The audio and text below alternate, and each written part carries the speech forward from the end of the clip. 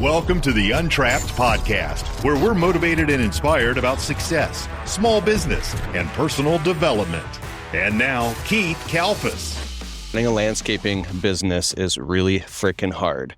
It's also really easy. I want to talk about 3 things over the past 10 years it took me to figure this out and serving 5,000 clients in my landscaping business to come to this one conclusion that made my business fun and easy.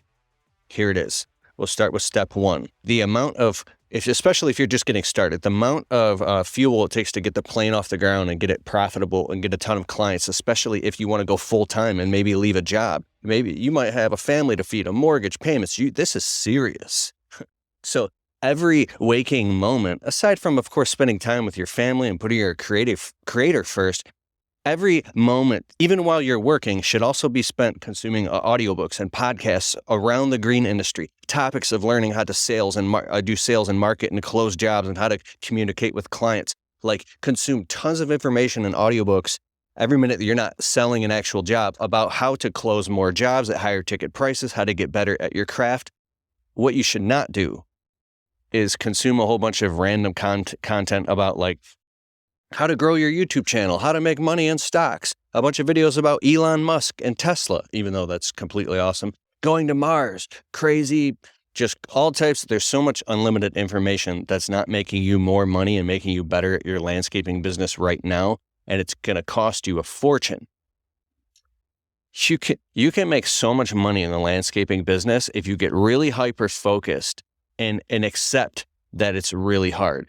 There's a lot of mundane work that you have to do, and I put a video. I'll put a link in the description below of a video I just did where I talk about like how to systemize a small landscaping service business. This is really powerful. I'll put a link in the description below. Make sure you subscribe and hit the notifications. But so it's really hard because you have to do something called context switching, which is where many different hats. You have to be the marketing person and then learn how to do advertising and then sales. If you don't have anybody on your team yet, you're a solo operator.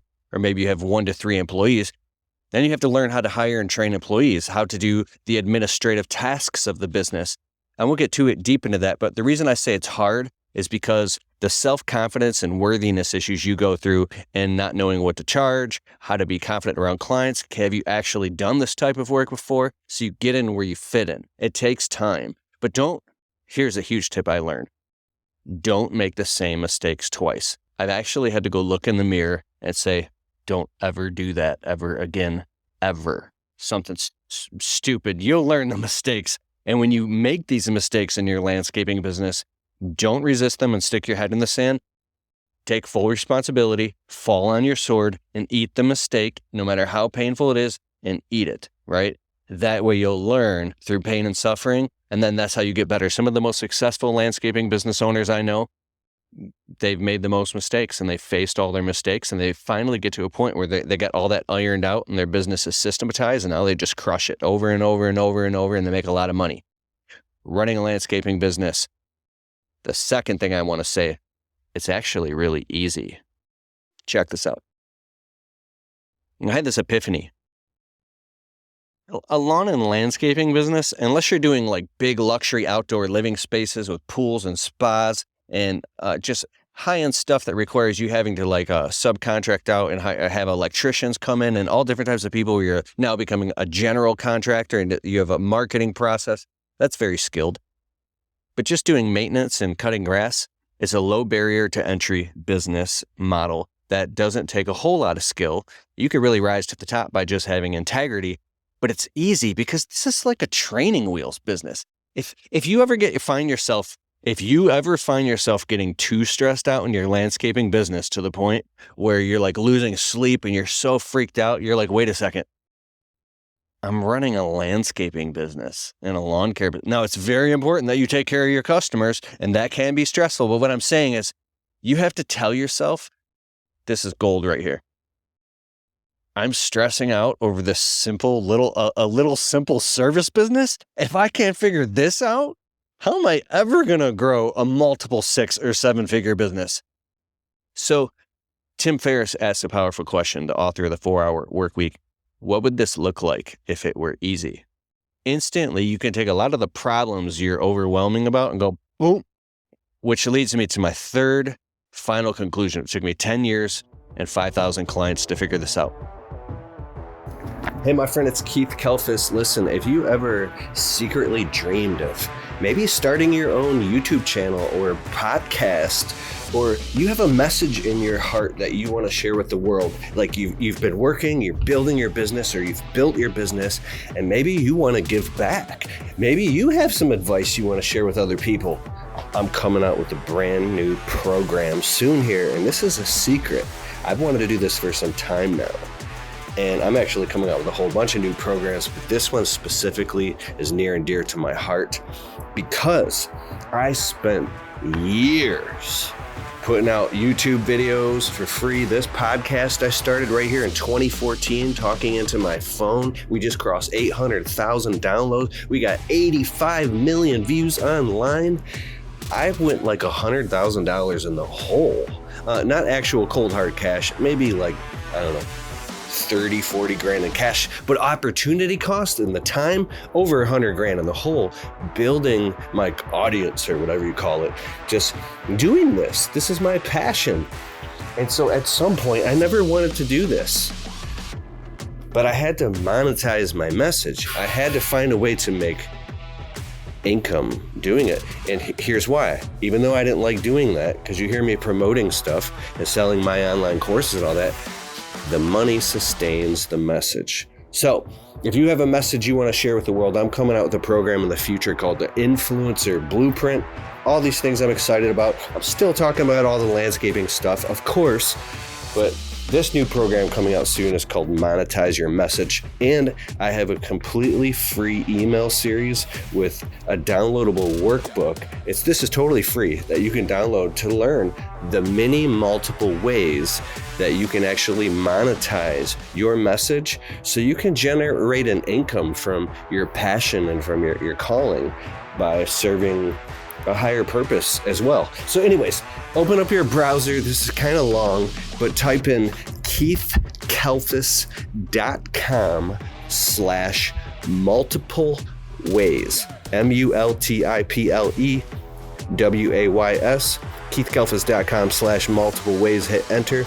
Put your name and email in, and you can get an incredibly free email series and all the different ways you can monetize. And there's a lot of different ways. Anyways, sign up now. Go there, get it. It's free, and enjoy the show. Your business will become easy and really profitable. Of course, when you get around other entrepreneurs who make a lot of money, you invest in programs and coaching and stuff that it compresses time and amplifies your knowledge, and you apply it. But it's really when something in your life calls you to a higher purpose, and there's something that is way more important to you than your landscaping business that takes precedence and priority, that says, let me know if you've got to this point in the video. I'm going to say what I'm going to say, and then I'm going to tell you something to say in the comments because I want to know that you're with me, that you're tracking. When something takes precedence in your life that's so important, that's not your landscaping business, that makes you, it forces you to get really brutal with the reality and say, I don't have the time to be stressing over this landscaping business and worrying about little mistakes and over correcting all this stuff. Like, I got to get this stuff figured out now. I got to systematize this. I got to make it hyper simple. If I'm doing too much complex crap or offering too many services, we have to cut it. Even if it's painful, we got to make this business work and make this simple because I don't have time to be playing around with this anymore. Like, here's the services we offer.